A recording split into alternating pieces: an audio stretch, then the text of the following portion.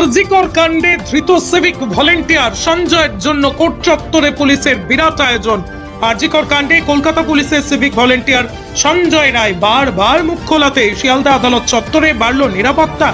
গত 9 আগস্ট আরজিকর হাসপাতালে কর্মরত তরুণী চিকিৎসকের ধর্ষণ খুনের ঘটনা ঘটে।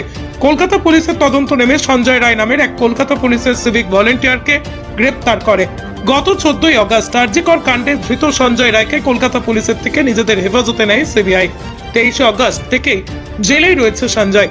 জেল থেকে একাধিকবার প্রিজন ভ্যানে চেপে আদালতে এলেও একবারও মুখ খোলেনি বাইরে কোথাও সঞ্জয়। তবে দিন কয়েক হলেও সঞ্জয় মুখ খুলতে লেগেছে, তাকে ফাঁসানোর কথা বলতে শুরু করেছে। প্রথমেই রাজ্য সরকার আর তারপর প্রাক্তন সিপি বিনীত গোয়েল।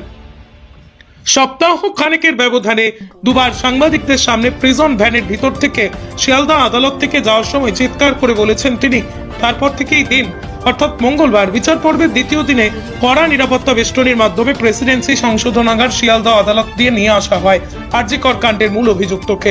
গতকালও পাল্টে গেছিল গাড়ি, আর প্রিজন ভ্যানে নয়, অন্য একটা কালো কাঁচ দিয়ে ঢাকা গাড়িতে করে আদালতে আনা হয়েছিল।